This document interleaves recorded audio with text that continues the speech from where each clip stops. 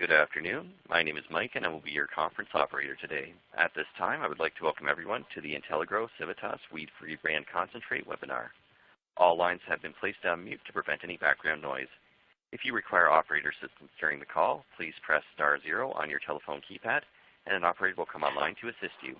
Thank you. I will now turn the call over to Oriana. You may begin your conference. Good afternoon, and welcome to today's webinar, How to Improve Your IPM Program in Weed Management. My name is Oriana Frisicini, Category Portfolio Manager for Intelligro, and I'd like to take this time to introduce our guest speakers today.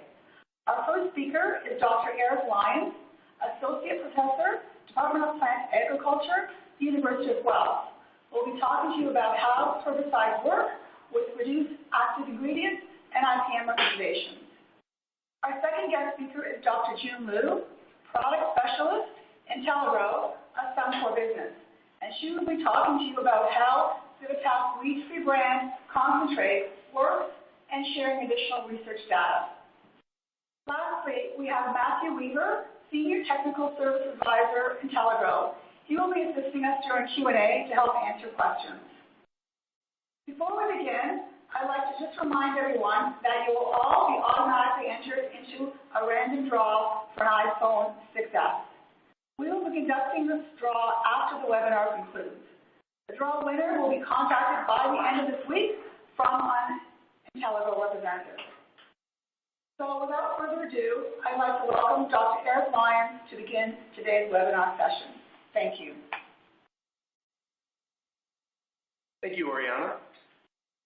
So today, I've been asked to speak to a number of things, primarily about how herbicides work and why we can reduce AI sometimes, and some of the barriers to getting herbicides to use and what we have to overcome to get lower AI herbicides to work. I also am going to talk about IPM, and I'm not going to emphasize what IPM is. I'm assuming most of you have been inundated with that over and over again through the years now. But what we're going to talk about is some of the testing we've done with CIVITAS WEEDfree and other methods to prevent weeds once you're there, and using these things as part of an IPM program with the main goal of reducing active ingredients. Some people will say the purpose of IPM is not to reduce active ingredient, but legislatively, bureaucratically, and with a lot of our goals, IPM is measured by a reduction in AI. So because we measure it that way, that sometimes becomes its goal. And then I'll briefly summarize.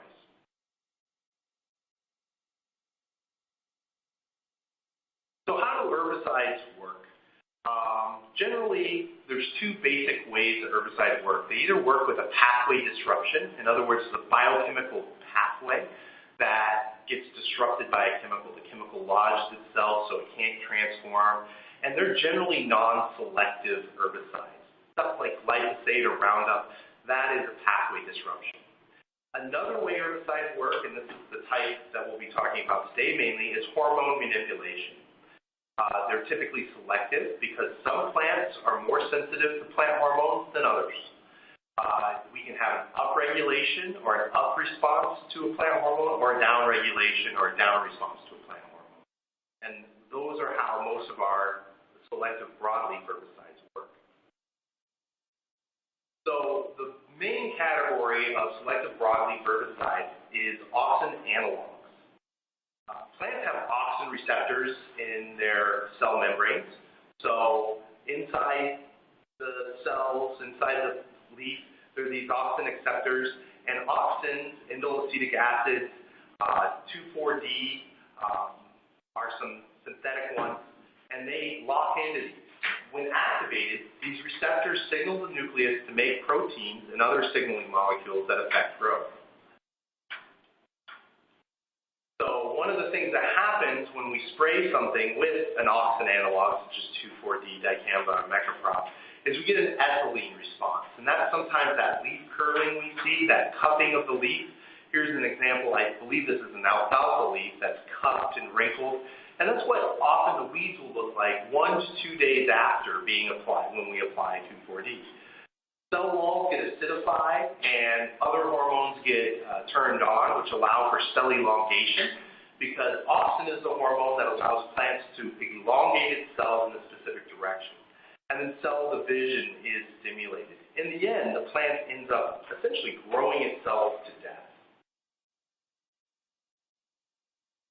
So one of the biggest barriers to efficacy, or the barriers to efficient use of these, is contact with the leaf. The herbicide has to become in contact with the leaf and then absorbed into the leaf so it can reach those receptors on the cell membrane. My colleague, Dr. Jun, will be speaking about how CIVITAS WEEDfree brand handles that. I don't understand the physical chemistry of it, but I can tell you that getting it in there and penetrating it through the cuticle and then getting it into the plant metabolism is very important. So on the plant leaf, these are some electron microscopy work that we've done in my lab, looking primarily on absorption of foliar fertilizers, which is something we look at, and how they get in through the cuticle. And so I'm familiar with some of the work that Jun will be presenting later in a different context of foliar nutrient uptake. But getting the material through the cuticle, or the waxes on the cuticle, into the plant is an essential part of getting these herbicides to work. So now I'd like to shift gears a little bit and talk a little bit about testing new products and testing low AI, and no AI as far as our alternative AI products. Our lab, over the past 7 to 8 years, has done extensive testing on a number of products that are claiming to be either very low AI or completely alternative or organic. And some of these result in very oddly colored turf grass for a little while, other things like that. So when we get a product that actually works, it's exciting for us, and one that maintains turf in such a way that is still going to be acceptable to most clients is exciting for us, because we test a lot of products that do not work very well. So good testing. Everyone claims to have a product that's been independently tested or tested and it works. And look, so John Doe says this works great. But to get things done and to really understand a product working, you need certain things in your testing protocols. You have to test it over many seasons. You can't just test it in 1 or 2 years. When I say many seasons, I'm talking over a period of 3 or 4 years in a number of different environments. So not just in upstate New York, Michigan, and Ontario, but across North America in a number of different environments, number of different seasons, not just in the spring when the weeds are small, but also in the fall when the weeds are spring when the weeds are big, or in the fall when the weeds are really small seedlings. Or you're testing on mature weeds, young weeds, seeded weeds, potted weeds. Testing in a number of different environments will let you know that it's going to work on all those weeds. Because in the end, as an end user, what you care about is when they have a really big dandelion, it's going to work. And if they have a little dandelion, it's going to work. And also test on a number of weeds, not just dandelion. So one of the tests that we've run was this is just one test of many, and I'm just going to present the data from one test, because when we start to pool the tests together, it gets difficult and it's a little misleading, but we've done many tests with this product.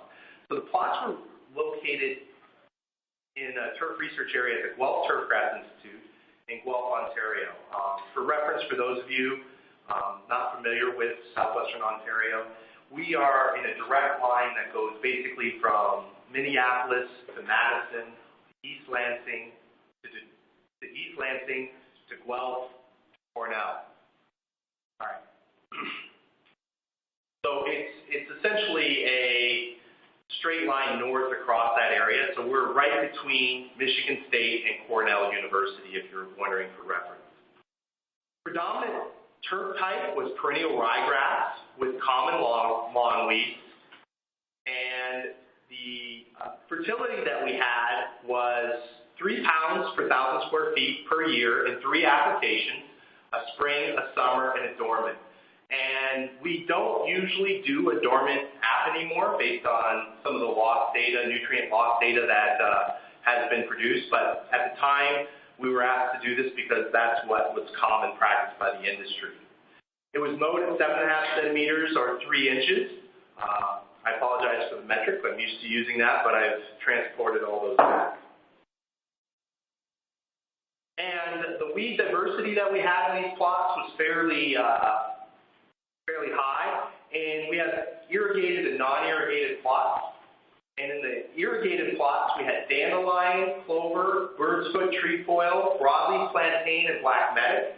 And in the irrigated plots, we had dandelion, clover, mouse-eared chickweed, narrowleaf plantain, and black medic. This is what a typical plot area would look like. It definitely would be a lawn that would be in need of rejuvenation or remediation. It definitely needed weed control to improve itself. We need this high density of weeds in order to measure differences in weed control.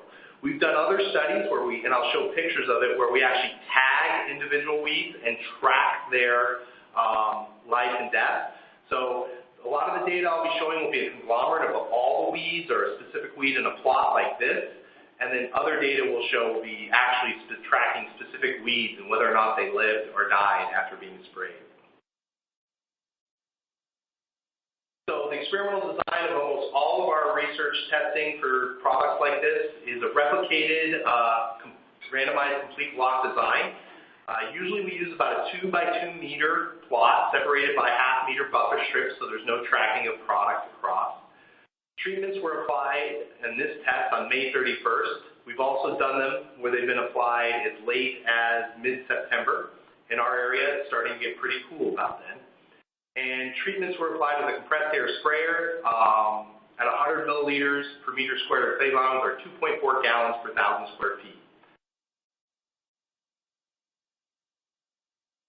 So our treatments were a control, which was basically spraying water. The weeds were sprayed and the plots were sprayed, but they were sprayed with water. A traditional 3-way herbicide, which consisted of 2,4-D, dicamba, and mecoprom.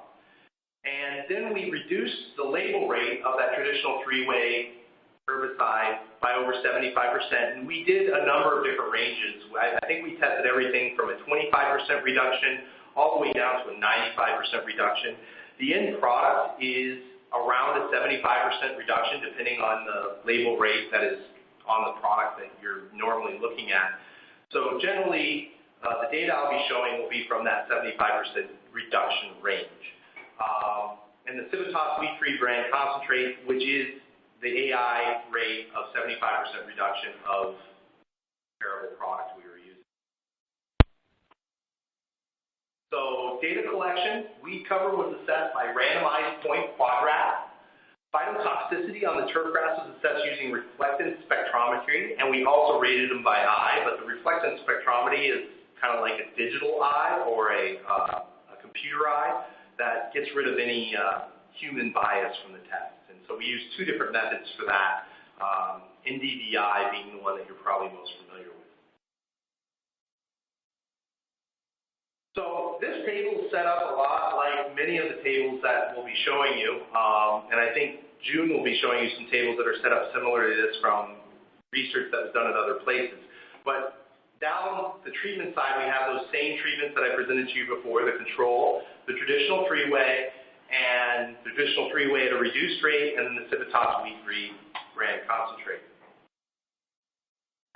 If you look at the total weeds, 22 days before treatment to 22 days after treatment, you will see a reduction in all of them, actually, believe it or not, just because of the seasonal differences. But then at the bottom, there's an LSD value, which means least significant difference. So if the difference between anything in a column going down is more than 8.3 in the far right column, sorry about the data being slightly shifted there,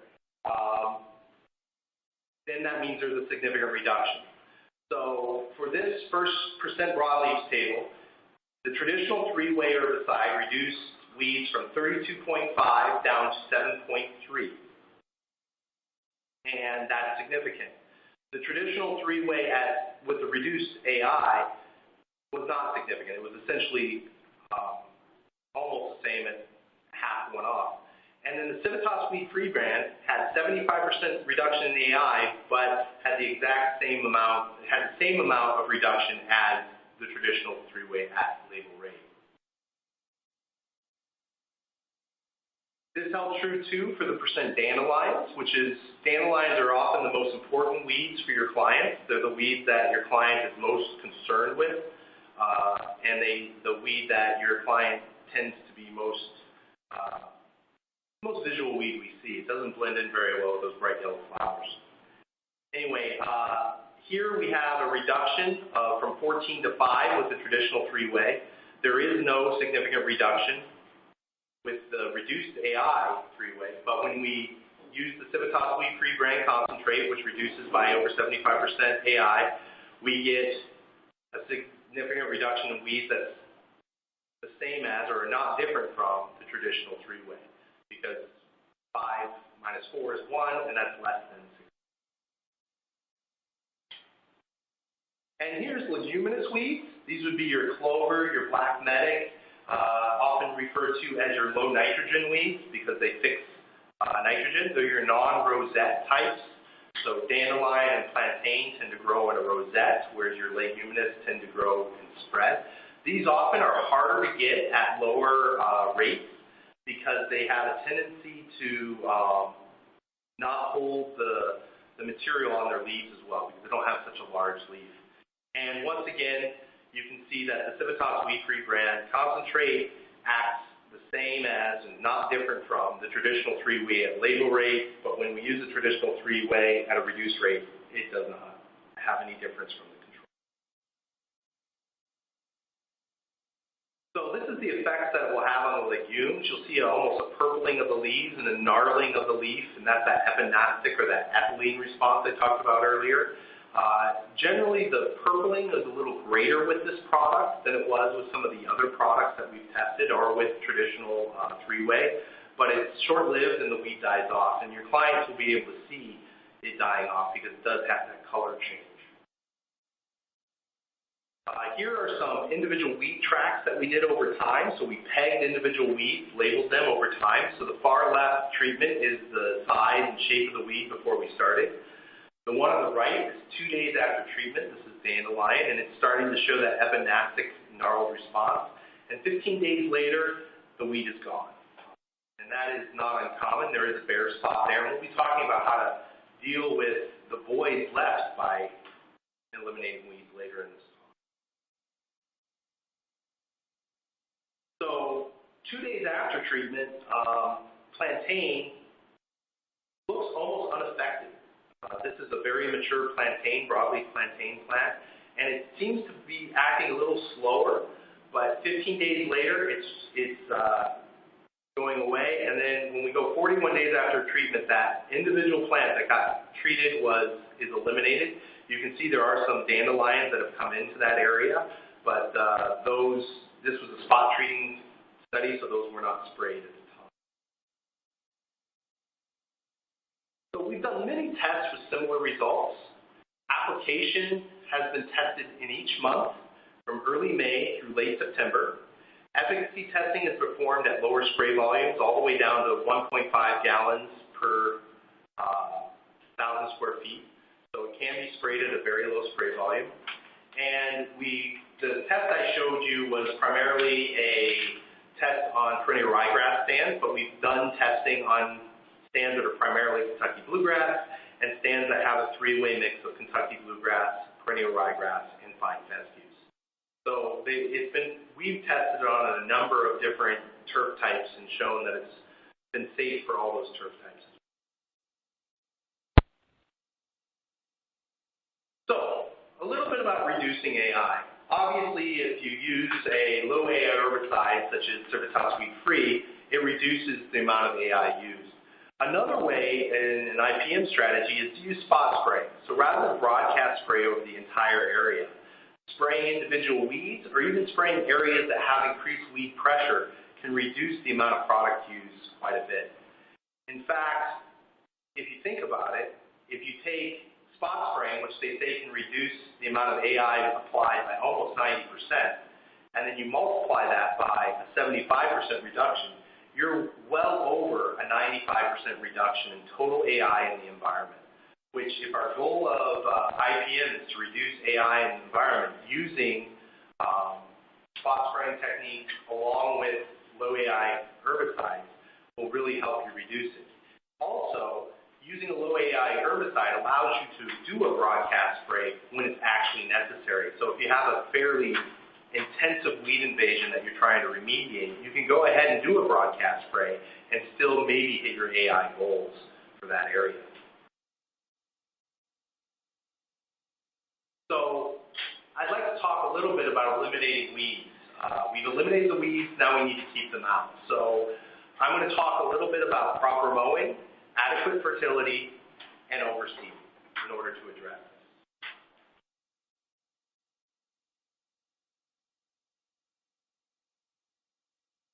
So, proper mowing height. Up here in Ontario, the government came out and said, you need to mow your grass really high to prevent weeds. And they had this recommendation that mowing your grass at higher heights will reduce weeds. And we tested this, and I'm going to show you some of the results of this because it didn't make sense to me as a turf scientist because grasses grow really well when they're grazed. They grow really well when they're mowed. They evolved to be mowed or grazed. So why would they grow better if they were taller? And I understand that there's a lower edge to any turf grass mowing height, but really taking Kentucky bluegrasses from 3 inches of height to 4 inches of height shouldn't help Kentucky bluegrass in any way. And what we have found is, and I'll show you the data, is there is an optimal range of mowing heights for grass. And we studied the impact of low mowing on Kentucky bluegrass varieties and concluded that increased mowing heights only reduces weeds when the original mowing heights are very low, less than 1.5 inches. Lyons has a question from the audience. The question is, what about tall fescue? Have you tested on this? What about tall fescue? Have we tested it on tall fescue? Yes, it has been. We have sprayed it on tall fescue in our plots, and it seemed to have absolutely no ill effect. I can tell you that we live in Ontario, so tall fescue tends to not do great here to start with, and so we did not have a 100% stand of tall fescue lawn that we tested this on at our site. I don't know if June has some We tested in North Carolina on tall fescue, and there's no further toxicity. So June just told me that it's been tested in North Carolina? Yes. North Carolina on a tall fescue lawn, which is the more appropriate place to have a tall fescue lawn, and they noticed no tall fescue. Thank you for that question. And proper mowing height, that's another thing, is tall fescue lawns. We did our test on Kentucky bluegrass varieties. You can raise these mowing heights by about 1 inch for tall fescue lawns versus Kentucky bluegrass varieties if you're looking at optimal mowing heights. But we concluded that increasing mowing heights only reduces weeds when the original mowing heights were very low, less than 1.5 inches for Kentucky bluegrass. And that's what I'm calling very low. We tested both regular or traditional Kentucky bluegrass varieties and dwarf varieties in the study. And here's some of the data from that study. I apologize for the another question? We have another question from the audience. Yeah. How are the results when the temperatures are cooler? How were the results when the temperatures were cooler? We did not notice a difference in results from what we would see with the traditional herbicides. So generally, the CIVITAS WEEDfree in the fall and the early spring trials would mimic the efficacy of the traditional label rate. So as we all know, sometimes when you go out when it's really cool, the plant is not physiologically active. It does not take up things. It does not respond as much with the ethylene response. It's kind of like put flowers in the refrigerator. It stalls the ethylene response. And they keep cut flowers longer in a refrigerator. So if the outside's like a refrigerator, you're going to see reduced efficacy, but the efficacy reduction we saw was always similar to what the traditional herbicide would be. So basically the CIVITAS WEEDfree brand, almost in almost every test we ran, would mimic the traditional three-way herbicide when it had that reduced rate.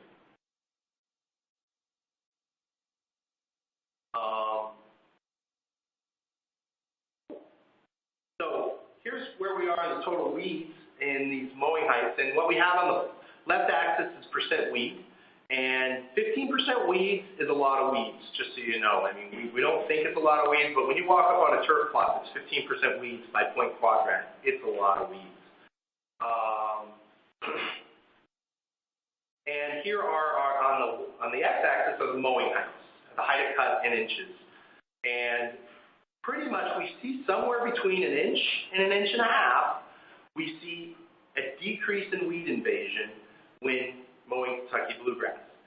So if you have a home lawn that is mowed above an inch and a half, or is being mowed at an inch and a half or 2 inches, increasing the mowing height up to 3 inches probably will not reduce your weeds.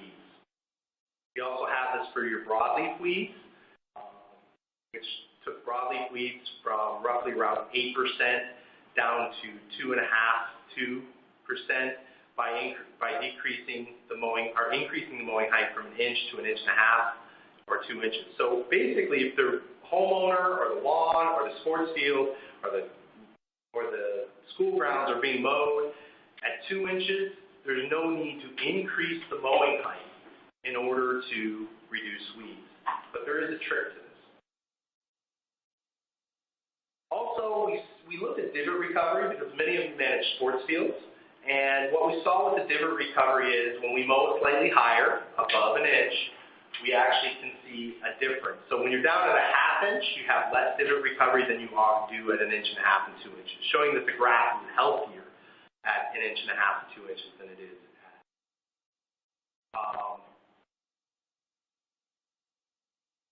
So the thing to remember when you're talking about mowing height is your frequency of mowing. Remove no more than 1/3 of the top growth at one cutting. That's the classic mowing mantra.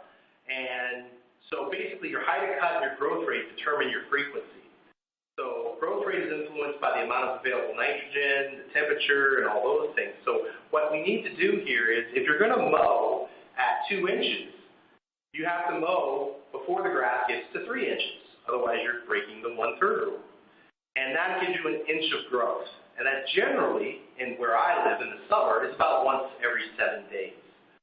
Whereas if you're going to mow at an inch, you have to mow at an 1.5 inches. So you only get a 1/2 inch of growth, which means you have to mow every 3 days. Because of that, oftentimes mowing higher means you're less likely to break the 1/3 rule, therefore you're less going to have fewer weeds. So frequency plays a role. So if you're thinking about increasing your mowing height from an 1.5 inches to 2.5 inches, it will mean you have to mow it less often to not break the 1/3 rule, and probably will have some fewer weeds. But it's not the mowing height that is causing that. It is actually the mowing frequency that you're dealing with. So the key there is, as long as you're mowing properly and mowing often enough, increasing mowing heights from an 1.5 inches to 2.5 inches probably will not impact your weed population.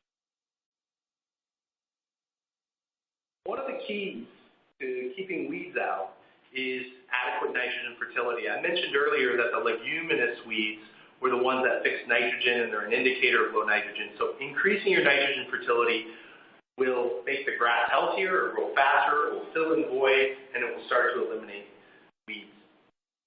Mowing frequently keeps up with the increased growth and encourages lateral growth. So if you're going to increase your nitrogen fertility in order to keep weeds out, you're going to have to increase your fertility at the same time.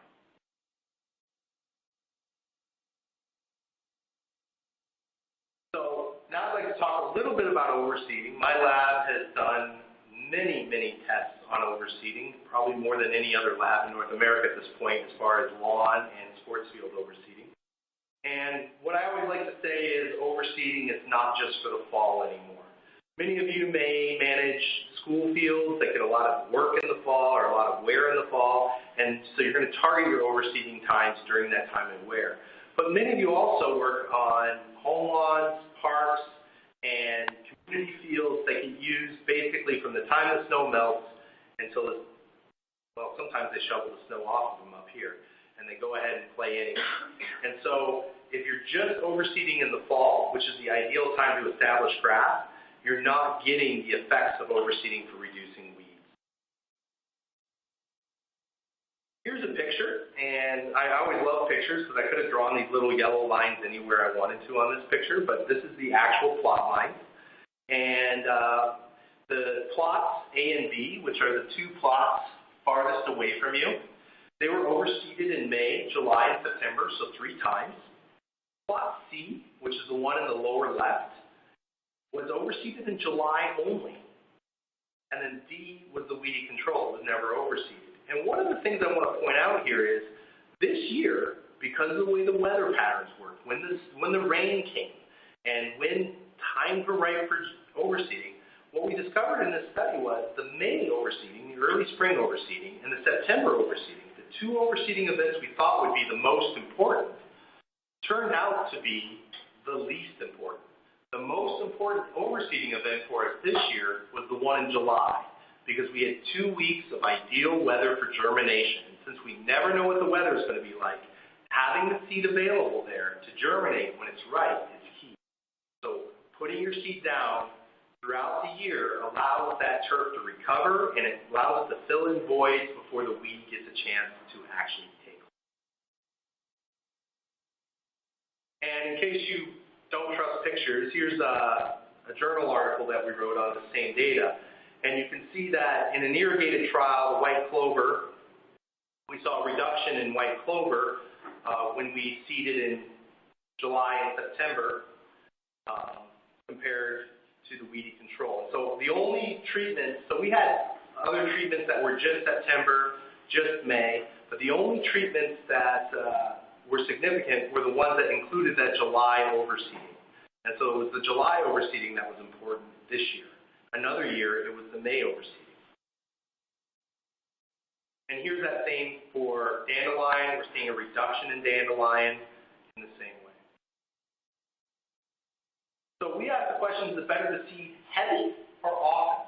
Because there is a lot of work out there, it's particularly done on high school sports fields, where you just dump a bunch of seed down in late August at the beginning of the season and just ride it through.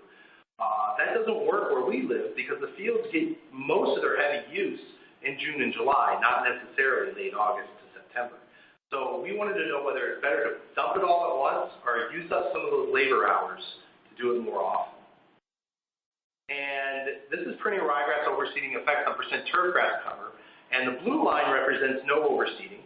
The red line, we overseeded the same amount of seed as we did with the 3 times, but in 1 time. And the green line represents 3 times.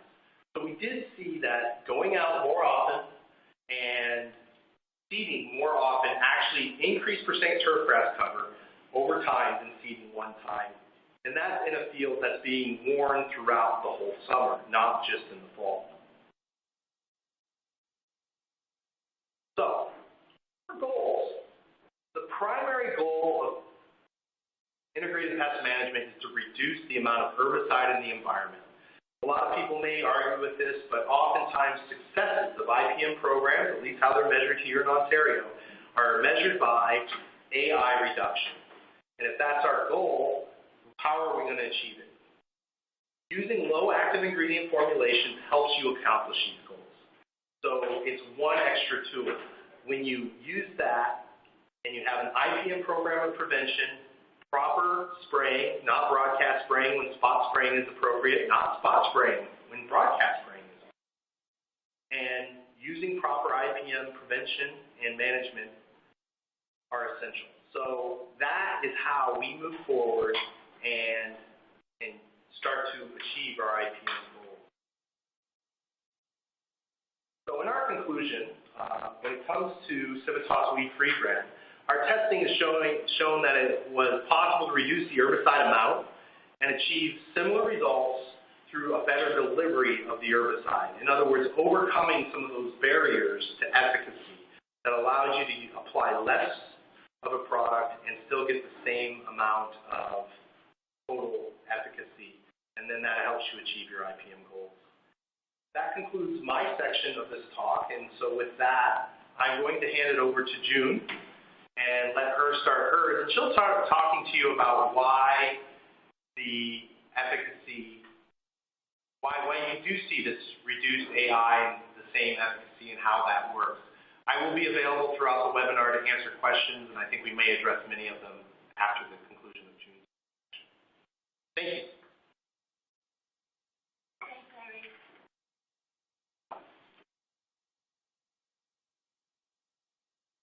Hello, everyone. My name is Jun Liu. I'm a product specialist at IntelliGrow. Glad to be here today to share with you our learnings on CIVITAS WEEDfree. You've seen some results from University of Guelph in Dr. Lyons' talk. We also conducted field trials in other institutes throughout North America. So I'll show you some of these data here. But in addition, I'll also share with you some studies we conducted to understand how the product works.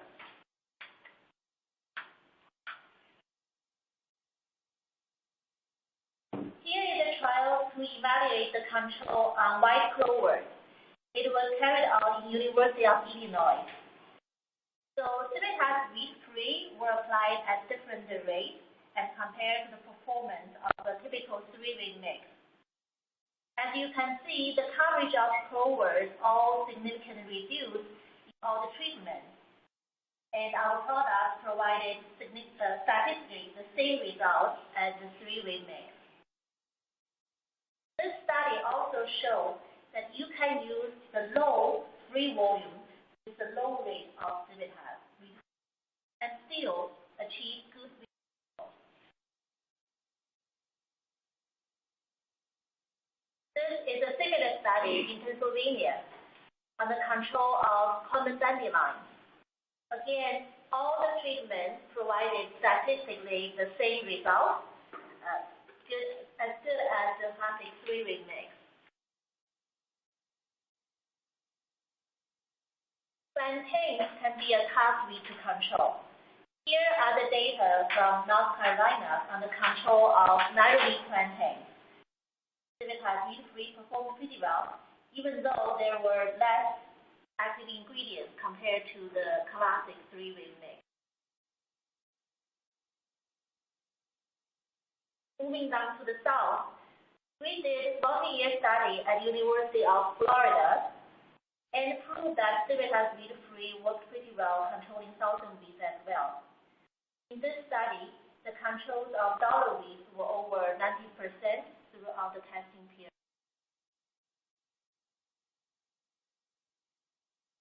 How about in California?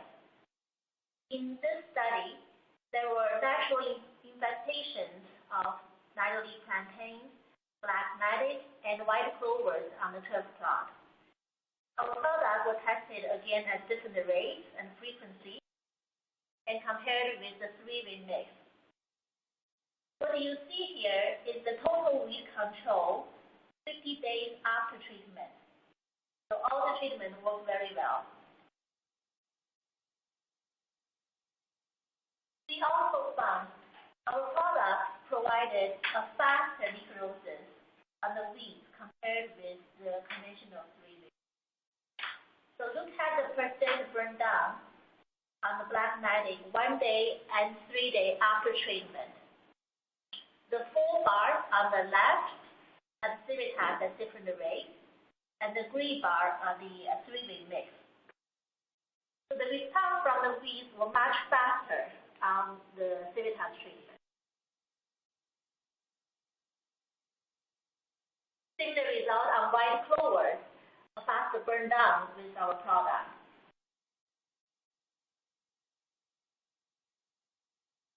We test the product with municipalities as well.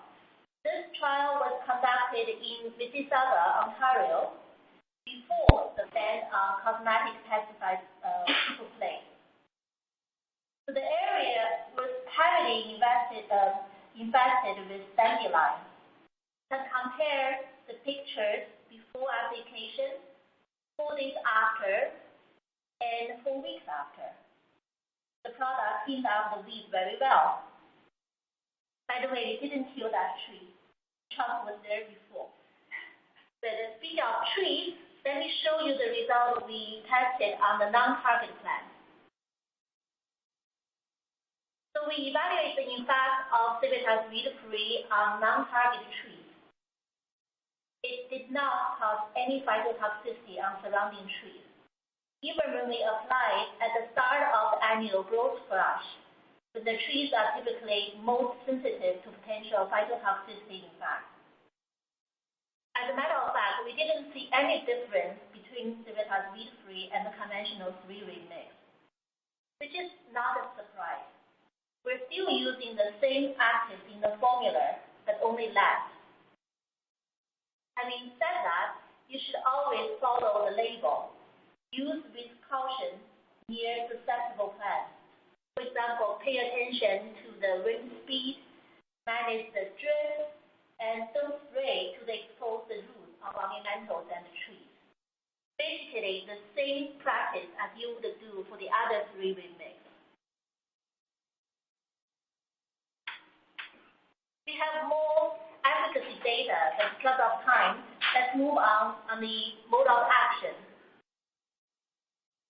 This chart illustrates the reduction of active ingredients in the CIVITAS WEEDfree. The dark green bars are typical conventional wheat, and the lighter ones are the CIVITAS WEEDfree. There is a significant reduction on all the actives. However, as Dr. Lyons and I just showed you, there is no sacrifice on the biological impact on weed control. Meanwhile, since there is less active, you get the benefit of less odor and less exposure to 2,4-D. So how does it work?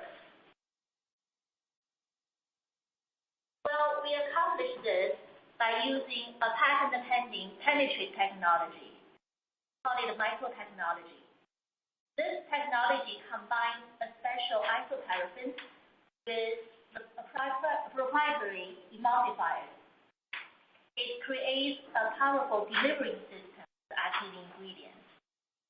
So when the product is mixed with water, it forms a stable emulsion.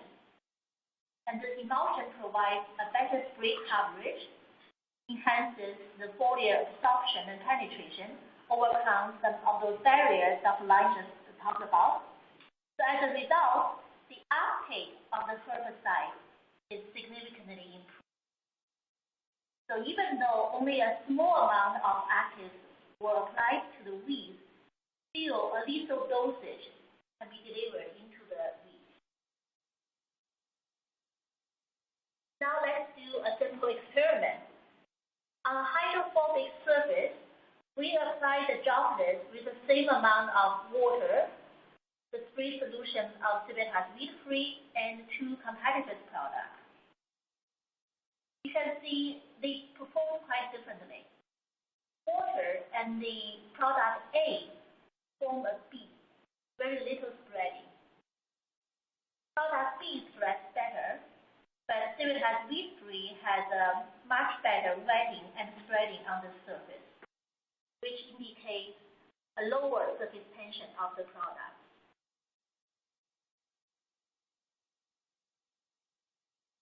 We further measure the contact angle of the product on a dandelion leaf using a high-speed contact angle instrument. Contact angle is an angle between a liquid and a solid interface. So there's theta C on this blue droplet. So the higher the contact angle, the lower affinity of the solid and the liquid. In other words, the higher the contact angle, the lower the wetting ability. Now the black and white picture on the left is an actual measurement we took on a dandelion leaf. Now let's look at the results. Water gives the highest contact angle on the dandelion, while our product has the least contact angle. That means it has a higher wetting and spreading ability. That means a better spray coverage. We also use scanning electron microscope to study the changes on the leaf surface. Scanning electron microscope, the SEM, it can scan the sample with a focused beam of electrons. So it can give you a good information on the surface characteristics and composition. For example, here is the SEM image on untreated dandelion leaves. You can see some detailed leaf structures in this picture. The resolution is 500. Then we measured dandelions treated with CIVITAS WEEDfree and the conventional 3-way mix under the same resolution. So these are the pictures 4 hours and 24 hours after spray. We certainly see some changes on 3-way mix 24 hours after spray, although not so much at 4 hours. However, the changes on the CIVITAS WEEDfree are much more faster and pronounced. Actually, the response we see at 4 hours looks more like the 3-way mix at 24 hours. So clearly, there's a faster interaction with the leaf cuticle. Some leaf wax appear to be altered, which can lead to the increased penetration.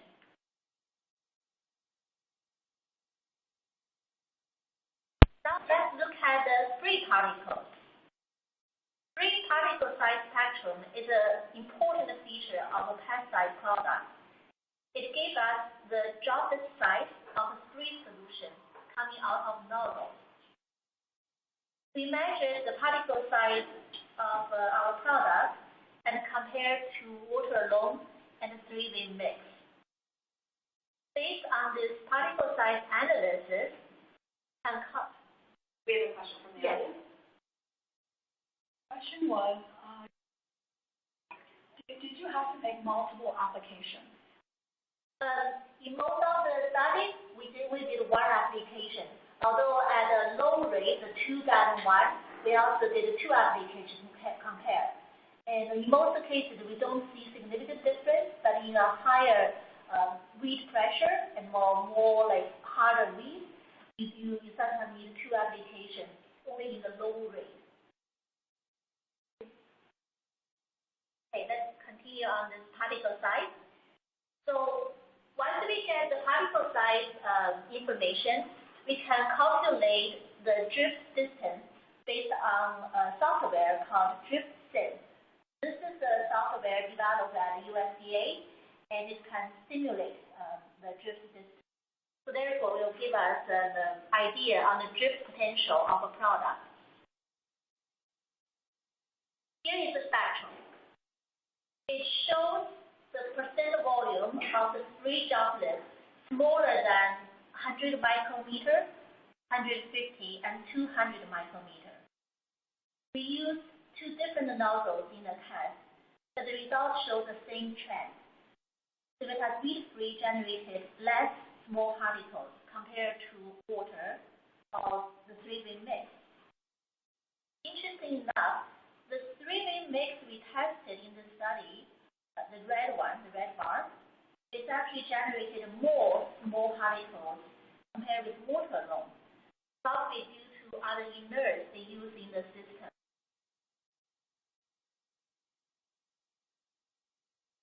This chart, the reduction of small particles compared with water can be seen more clearly.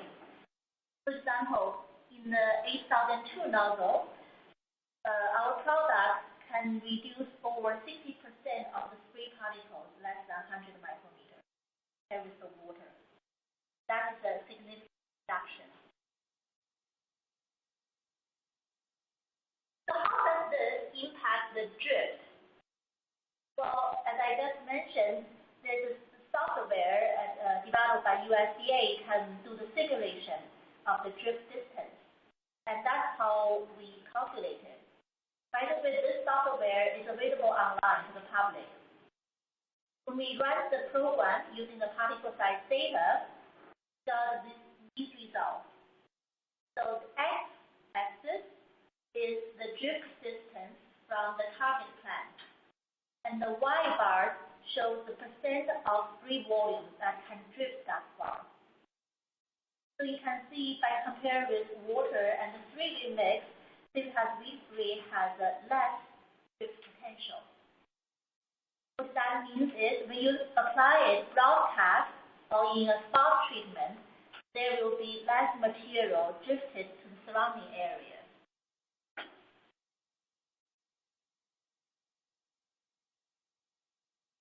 Last but not least, let me show you a study we did on dislodgeable residues. We applied the product on the grass and worked on it with shoes wrapped with cheesecloth. Then we extracted the actives from the cheesecloth to see how much residues were dislodged. This is a typical protocol in such study. And we found CIVITAS WEEDfree has a much less dislodgeable residues compared to the. So as a result, the residue exposure to the end users can be largely reduced.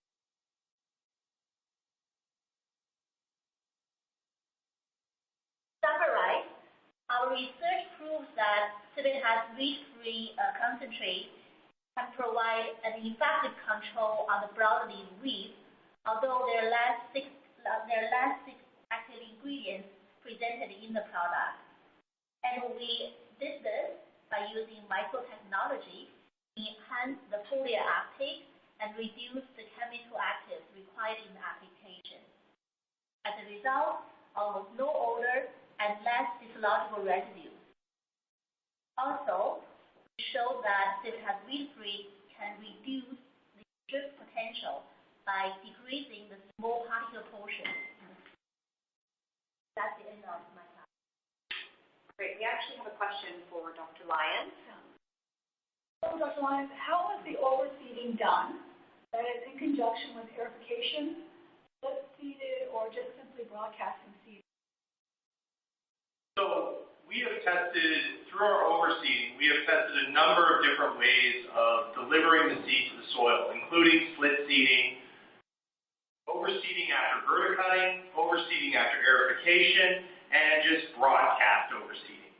The first trial I showed with the picture of the clover that was published in Weed Technology, that was 100% broadcast. It was not split seeded, it was not put in after vertical mowing. There was nothing done to increase soil to seed contact. And if you notice the rates, and they were in kilograms, and I apologize for that, were very high. They were around 7 pounds per thousand was our 4 kilogram rate. Since that time, we've done a number of studies looking at split seeding, vertical mowing, and we've discovered that generally any overseeding improves turf cover. You do not have to split seed it in, you do not have to aerify it in, but you do notice visually an increase in take of your perennial ryegrass when it's split seeded versus broadcast. But when you're at these very high rates, especially if you have thin turf and you don't have the ability to get a split seeder out there, honestly, getting out there with a broadcast application works just fine. And I also wanted to address, I think this question was earlier about some of the data I presented on the CIVITAS WEEDfree. The data I presented from that May trial, that was a one application trial. Actually, if you go to the wellsturfgrass.ca website, all our research reports are published on there from different years, and you can go through and find ones that have been sponsored by this group, and you can search them. And there are trials where we tested it once, or we sprayed it twice, and they compared once or twice, and I think they've done that with other universities. And generally, our usage of the CIVITAS WEEDfree mimics what we would have had to do with the traditional 3-way at full label rate. If the traditional 3-way at full label rate required 2 applications, then the CIVITAS WEEDfree did. So multiple applications were not necessary unless they were normally would be necessary. Had the same result from other locations too. Normally it's a one application. We have another question, and it came before you covered this off, Dr. Jun, but I want to address it. Does CIVITAS WEEDfree work as fast as traditional herbicides? Actually, what we see is work faster. So what we found is actually you see a faster response. Even like overnight, we'll see some necrosis on the plants, the leaves, on the weed leaves, and you will see more pronounced curling happen even.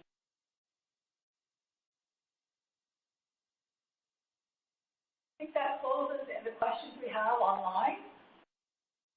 Excellent. Thank you very much to Dr. Jun and Dr. Lyons for hosting today. And I'd like to thank everybody for joining us on the call. Just as a reminder, we will be doing a draw for an iPhone 6. And you will be contacted, whoever the winner might be. We're going to be doing a random draw by the end of this week. And you'll also receive a follow-up email with the link to the webinar video if you'd like to review it later. And any questions that we might not have gotten to, if you have any additional, please feel free to pass those through as well. But thank you, everybody, for joining us today. Thank This you. concludes today's webinar. You may now disconnect.